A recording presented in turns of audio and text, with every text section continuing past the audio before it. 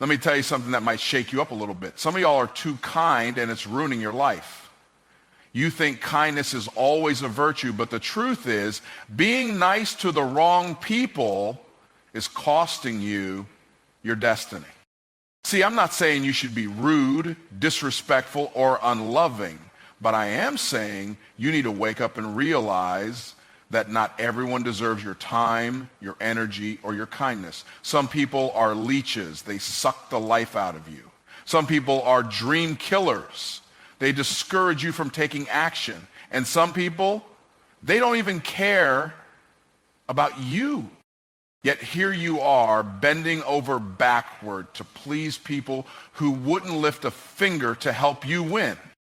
Most people are taught from a young age that kindness is always the right response, that being nice to everyone is a sign of good character. But what they don't teach is that kindness without discernment is dangerous.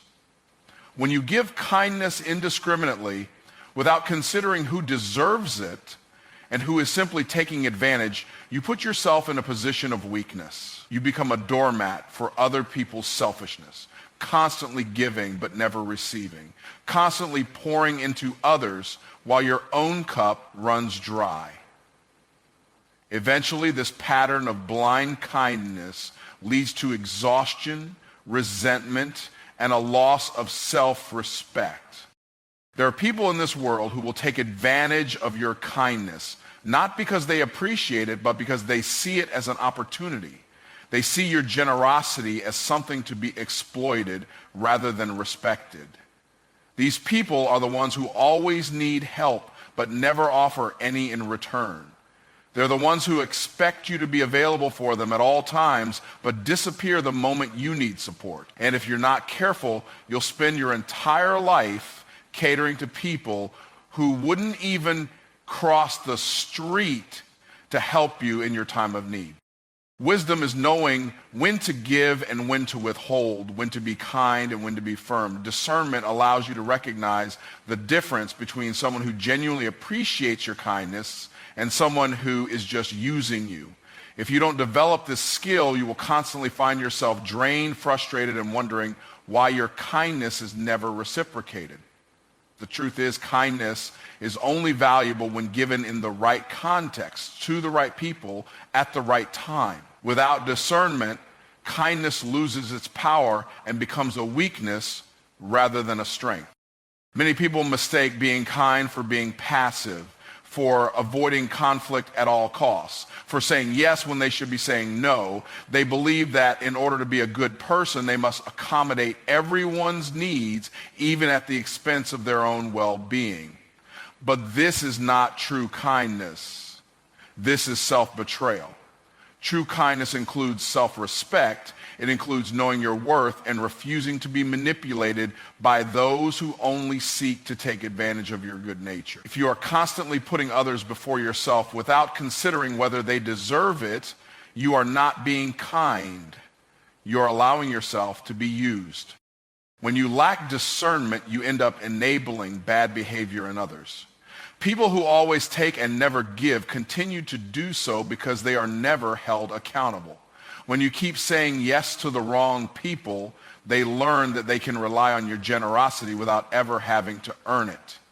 You teach them that your time, energy, and resources are freely available regardless of how they treat you. And over time, this creates a cycle where you give endlessly while they take without a second thought. This is not just harmful to you, it's harmful to them as well because it allows them to remain selfish and irresponsible without consequences. Not everyone is meant to have access to you.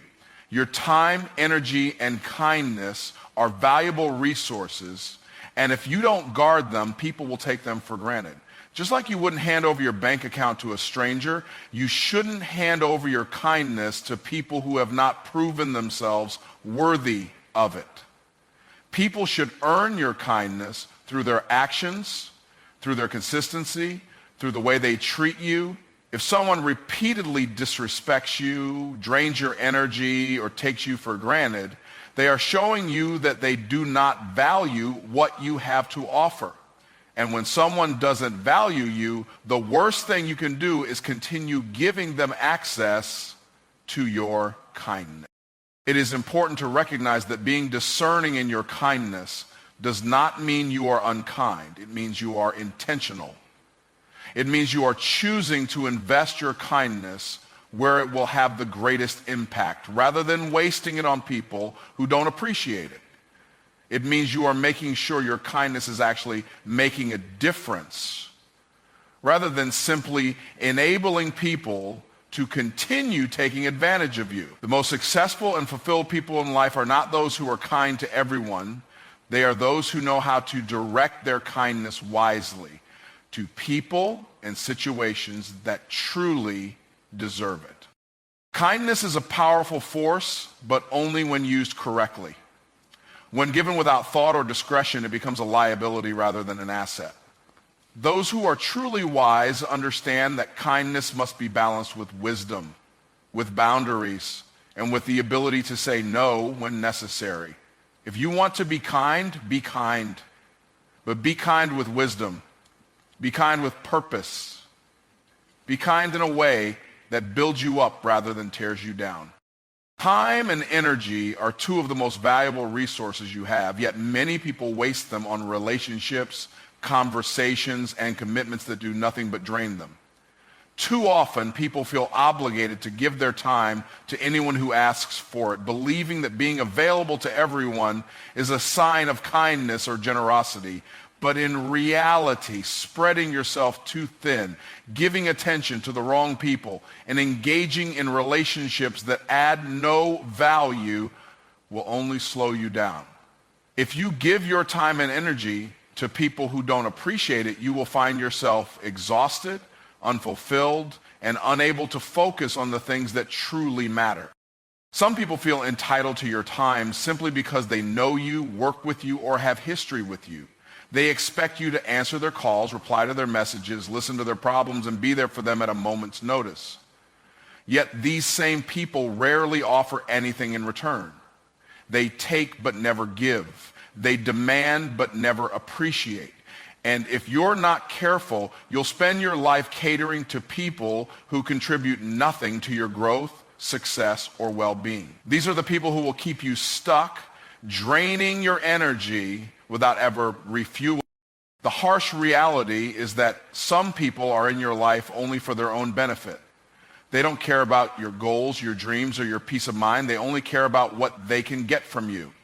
They'll call when they need a favor, show up when they need support, and lean on you when their world is falling apart. But when you need them, they are nowhere to be found. You must learn to recognize these one-sided relationships and remove yourself from them. Giving your time to the wrong people robs you of the opportunity to invest in those who truly deserve it. The people you choose to spend time with will shape your mindset, influence your decisions, and determine the direction of your life. If you surround yourself with people who inspire, challenge, and support you, you will grow.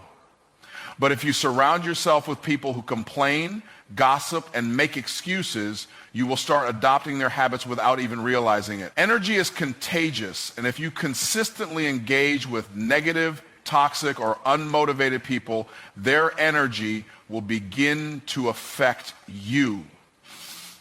Protecting your time and energy means protecting your mind and your future.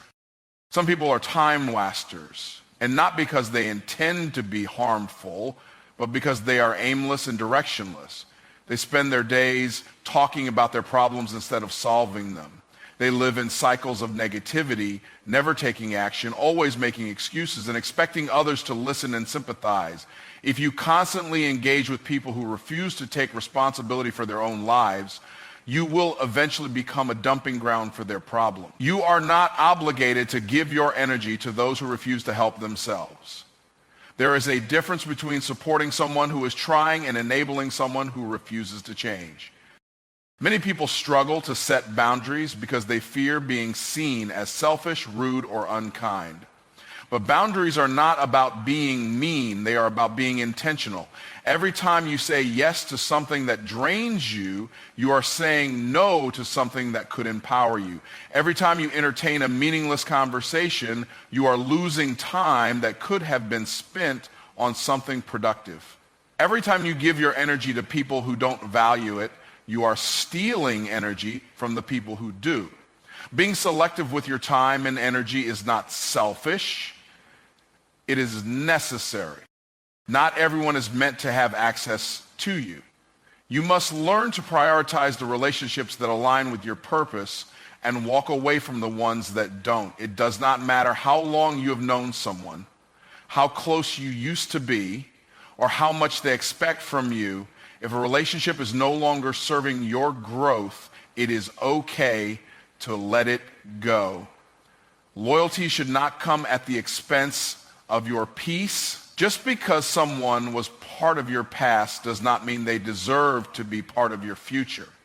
Your time and energy should be reserved for people who respect, uplift, and contribute to your journey. The most successful people understand that time and energy must be protected at all costs. They do not allow distractions, negativity, or unnecessary obligations to consume them. They are intentional about who they engage with and where they invest their time. They understand that every minute spent on something unproductive is a minute stolen from something meaningful. If you want to achieve your goals, live with purpose, and protect your peace, you must take control of where your time and energy go. Jesus was the embodiment of love, compassion, and grace, yet he was never afraid to set boundaries. Many people have a distorted view of kindness, believing that being Christ-like means allowing others to take advantage of them, always saying yes and never pushing back when people demand their time and energy. But Jesus did not live to please people.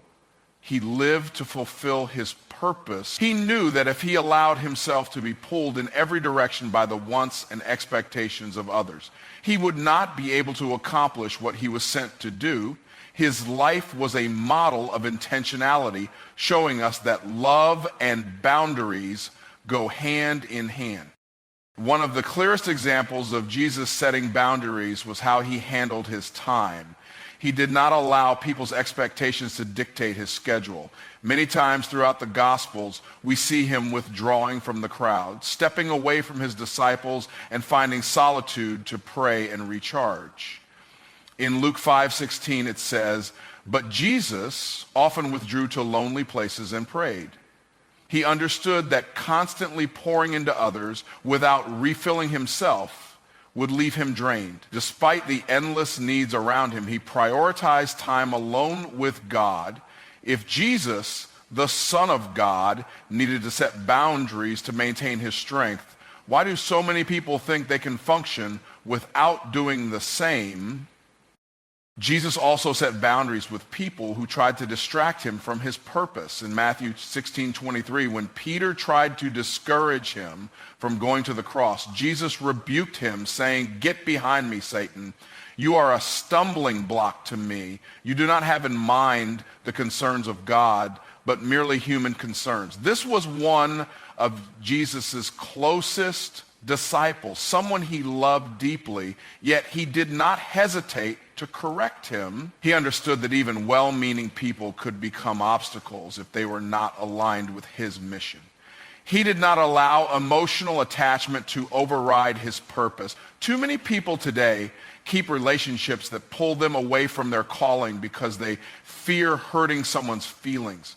But if Jesus could set boundaries with a close friend for the sake of his purpose, so should you. Another example is how Jesus handled the Pharisees. They constantly tried to trap him with their questions, twist his words, and challenge his authority. But Jesus never let them manipulate him. He answered with wisdom, refused to engage in pointless debates, and walked away when necessary. In Luke 28, when they questioned his authority, he responded with a question of his own. And when they refused to answer, he simply said, "Neither will I tell you by what authority I am doing these things." He did not waste time trying to prove himself to people who were only interested in arguing. He understood that some conversations are not worth having and some people are not worth engaging with. Jesus also set boundaries when it came to his inner circle. While he ministered to thousands, he only chose 12 disciples to walk closely with him. And within that 12, he had an even smaller circle, Peter, James, and John, who witnessed his most intimate moments. He did not allow everyone to have the same level of access to him. He loved all people, but he was selective about who he shared his time, energy, and deepest revelations with. This teaches us an important lesson. Just because we are called to love everyone does not mean everyone should have the same access to us. Some people are meant to be loved from a distance. When people tried to pressure Jesus into doing things before his appointed time, he stood firm. At the wedding in Cana, when his mother told him they had run out of wine, he responded in John 2:04, "Woman, why do you involve me? My hour has not yet come." He did not allow even family to dictate his timing.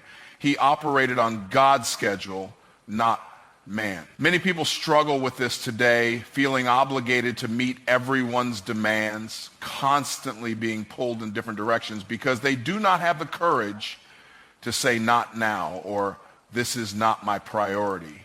But Jesus showed that even with those he loved, he did not let pressure force him into premature action. There were also times when Jesus walked away from people. In Mark 6:01, verse 6, when he went to his hometown, the people doubted him, questioning his authority because they only saw him as the carpenter's son. Instead of arguing or trying to convince them, he simply left. The Bible says he was amazed at their lack of faith. He did not waste time trying to prove himself to people who refused to believe in him. He did not stay in an environment that did not honor him. Some people today remain in toxic relationships, draining friendships, or unproductive environments because they feel guilty about leaving. But Jesus understood that you cannot thrive where you are not valued. Jesus also knew when to rest. In Mark 4:38, we see him sleeping in the boat during a storm while his disciples panicked. He was not moved by their fear or their urgency. He prioritized his rest because he knew he needed it. Some people run themselves into the ground trying to meet everyone's expectations, never pausing to rest or recover. But Jesus showed us that taking care of yourself is not selfish. It is necessary. If the Son of God took time to rest, to sleep, to step away from the demands of people, then there is no reason you should feel guilty for doing the same. The environment you surround yourself with plays a critical role in shaping your mindset, habits, and ultimately your success. People often underestimate just how much their surroundings influence them, believing they can rise above negativity and distractions simply through willpower. But the truth is, your environment has a way of molding you, whether you realize it or not. Just as a seed needs the right soil, sunlight, and water to grow, you need the right atmosphere to thrive. If you plant yourself in toxic soil full of negativity, complacency, and distractions, you will struggle to reach your full potential, no matter how much talent or ambition you have. One of the most powerful forces in your environment is the people you spend time with. If you surround yourself with driven, disciplined, and growth-minded individuals, you will naturally adopt their habits and mindset. On the other hand, if you spend your time with people who complain, make excuses, and settle for mediocrity, you will find yourself doing the same. Whether you realize it or not, the conversations you have, the attitudes you are exposed to, and the expectations of those around you influence the way you think and behave. You may think you can stay the same while keeping negative people in your life, but over time, their energy will either pull you down or push you forward. Your physical environment also plays a role in shaping your success. The space where you work, live, and spend your time can either enhance your productivity or hinder it. A cluttered, chaotic, and unorganized space leads to a cluttered, chaotic, and unorganized mind. When you are constantly surrounded by distractions, it becomes difficult to focus on your goals. On the other hand, a clean, structured, and intentional environment fosters clarity, motivation, and discipline. Successful people understand that their external world affects their internal state, so they make a conscious effort to create spaces that inspire creativity, focus, and efficiency. The culture and expectations of your environment determine what is considered normal. If you are in a place where laziness, procrastination, and low ambition are common, you will begin to see those traits as acceptable. If everyone around you is content with just getting by, you will struggle to push yourself beyond that standard. However, if you position yourself in an environment where excellence, growth, and high achievement are expected, you will naturally elevate your performance to match. This is why certain schools, workplaces, and communities consistently produce successful people. It is not just about individual talent, but about the environment that cultivates success as the norm. Your environment also dictates your level of exposure and belief in what is possible. If you grow up in a place where no one has ever built a successful business, achieved financial freedom, or pursued big dreams, you might not even consider those things as real options for yourself. Limited exposure leads to limited belief. On the other hand, if you are surrounded by people who are constantly pushing boundaries, achieving greatness, and turning ideas into reality, you will start to see those things as achievable for yourself. The more you see success up close, the more you begin to believe that it is possible for you too. The habits you develop are a direct reflection of your environment. If you are constantly in places where people eat unhealthy, skip workouts, and prioritize entertainment over education, it will be difficult for you to maintain healthy habits and discipline. But if you place yourself in an environment where people are conscious of their health, wake up early, read, and work toward their goals, those habits will become second nature to you. Success is not just about motivation. It is about setting yourself up in an environment that makes winning the natural outcome. Your habits are not just a matter of willpower. They are a byproduct of your surroundings. Even the words and language used in your environment shape your mindset. If you are constantly around people who speak in terms of limitations, saying things like, "That's impossible, I could never do that," or "people like us don't succeed," those words will become your reality. But if you surround yourself with people who speak in terms of possibilities, saying things like, "How can we make this work? What's the next step? And I believe in you," you will begin to see opportunities instead of obstacles. Words create mental programming, and the environment you are in determines the type of words that are spoken over you. The key to success is not just about working harder. It is about placing yourself in an environment that makes success inevitable. When you are in the right environment, opportunities come naturally, discipline feels effortless, and growth happens consistently. Your environment should challenge you, inspire you, and push you to become the best version of yourself. If you want to change your life, the first step is to change the environment that is shaping it. Kindness is one of the most powerful gifts a person can possess. It has the ability to heal wounds, restore hope, and transform lives. When given in the right way, kindness can be a force that uplifts not only others, but also yourself. However, like any valuable resource, kindness must be used with wisdom. If it is given without discretion, it can be wasted, abused, or even turned against you.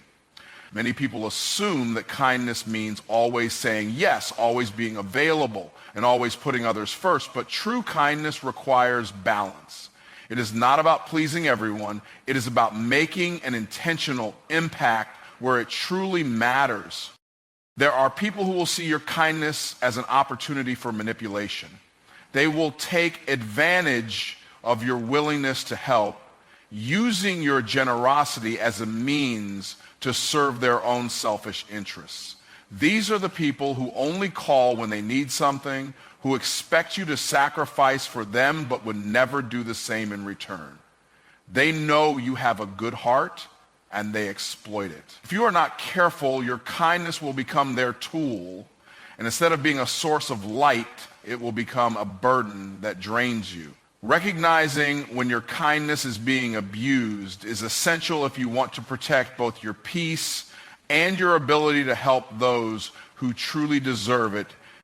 Kindness is most effective when given to those who appreciate it and are capable of growing from it. There is a difference between helping someone who is struggling but willing to improve and enabling someone who refuses to take responsibility for their life. Some people do not want help. They want a crutch. They do not want to grow. They want someone to carry them. If you continue to pour kindness into people who refuse to change, you are not helping them, you are holding them back. You must be wise enough to know when your kindness is planting seeds of growth and when it is simply feeding someone's unwillingness to take action.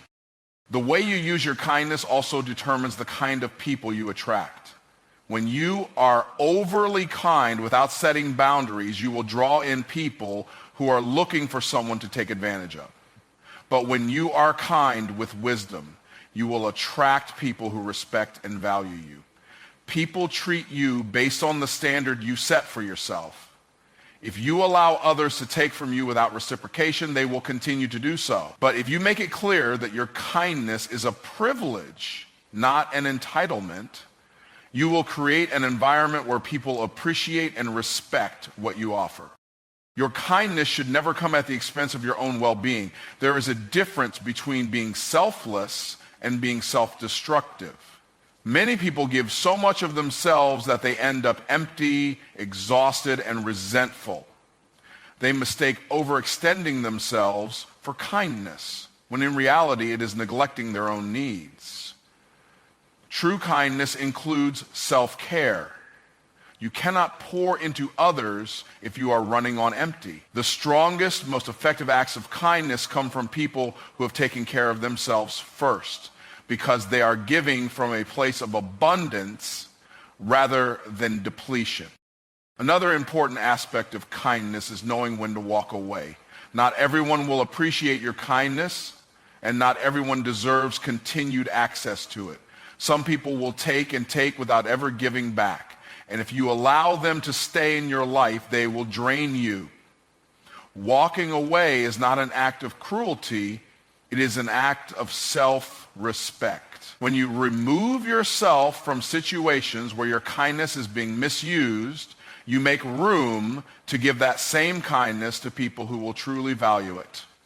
There is nothing wrong with choosing to invest your kindness where it will make the greatest impact. Kindness is not just about what you do for others. It is also about how you teach others to treat you. If you allow people to walk all over you in the name of kindness, you are not setting a good example. You are reinforcing unhealthy behavior. Being kind does not mean being passive. It does not mean tolerating disrespect, overlooking mistreatment, or allowing yourself to be taken advantage of. True kindness has strength behind it. It has boundaries. It is given from a place of confidence, not desperation. When you are kind with wisdom, you teach others that kindness is not weakness, but rather a choice rooted in strength. The most powerful kindness is intentional, directed, and purposeful. It is given to those who will appreciate it, learn from it, and grow because of it. It is not wasted on those who only seek to take without giving in return. Kindness should be something that empowers both you and those who receive it. When used wisely, it can be a tool for transformation, creating better relationships, stronger connections, and a more positive impact in the world. But when given without discretion, it can lead to exhaustion, frustration, and regret. Your purpose is one of the most valuable things you have. It is the reason you are here, the mission you are meant to fulfill, and the impact you are supposed to make in this world. But purpose does not just happen. It requires focus, discipline, and protection. If you do not set boundaries, distractions will creep in, people will pull you in every direction, and you will find yourself drained, lost, and unable to move forward. The greatest enemy of purpose is not always failure, it is often a lack of boundaries. When you allow too many things to take up your time, energy, and attention, you will never have enough left to dedicate to your calling. There will always be people who demand more from you than they should. Some will come with good intentions, asking for your time, advice, or help. Others will come with selfish motives, looking to take advantage of your kindness, your resources, or your influence. If you do not set clear boundaries, you will find yourself constantly giving, constantly saying yes, and constantly feeling obligated to meet everyone else's expectations while your own purpose is left neglected. You cannot be everything to everyone and still expect to fulfill your own assignment. The people who truly respect you will also respect your limits. Not everyone deserves unlimited access to you. Too often, people confuse kindness with availability. They assume that being a good person means always being reachable, always being involved, and always making time for others. But wisdom teaches that access must be earned. Even Jesus, who loved all people, did not give equal access to everyone. He had 12 disciples, but only 3, Peter, James, and John, were allowed to witness his most intimate moment. He ministered to the multitudes, but he often withdrew to be alone with God. He understood that in order to fulfill his mission, he had to set boundaries around his time, his energy, and his focus. Your boundaries protect your peace, and your peace is necessary for your purpose. When you allow too many people into your space, especially those who bring negativity, drama, or distractions, you disrupt your ability to focus on what truly matters. Some people carry chaos with them, and the more time you spend with them, the more that chaos seeps into your life. You cannot afford to let unproductive conversations, unnecessary conflicts, and toxic relationships drain you. Every moment spent dealing with unnecessary drama is a moment taken away from your purpose. If you want to reach your destiny, you must learn to guard your peace with everything you have. Time is one of the most valuable resources you will ever have, and once it is gone, you cannot get it back. Every decision you make about how you spend your time is either moving you closer to your purpose or pulling you further away from it. If you constantly allow others to dictate your schedule, interrupt your focus, or consume your energy, you will never have enough left to pursue the things that truly matter. Setting boundaries with your time is not selfish, it is necessary. You must learn to say no to distractions, no to unnecessary commitments, and no to anything that does not align with the vision God has given you. One of the biggest challenges people face when setting boundaries is the fear of disappointing others. They worry that saying no will make people upset, that setting limits will make them seem unkind, or that walking away from unhealthy relationships will make them appear selfish. But the truth is, you are not responsible for how people react to your boundaries. You are only responsible for protecting what God has placed inside of you. People who truly support your purpose will understand and respect your limits. Those who do not respect them were never meant to have full access to you in the first place. Boundaries are not just about keeping the wrong things out. They are also about making space for the right things. When you eliminate distractions, limit access to people who drain you, and protect your energy, you create room for clarity, creativity, and growth. You allow yourself to be fully present in your purpose without feeling exhausted or overwhelmed. You begin to operate from a place of strength instead of depletion. Your ability to say no to the wrong things determines how much capacity you have to say yes to the right things. Every great achievement is built on a foundation of focus. And focus is only possible when strong boundaries are in place. The more serious you are about your purpose, the more intentional you must be about guarding it. You cannot afford to be pulled in every direction, to be consumed by other people's priorities, or to be distracted by things that do not serve your mission. You must stand firm in your boundaries, knowing that every time you protect your time, your peace, and your energy, you are making an investment in your destiny. Success is not just about talent or hard work. It is about discipline, focus, and the willingness to say no to anything that threatens to take you off course.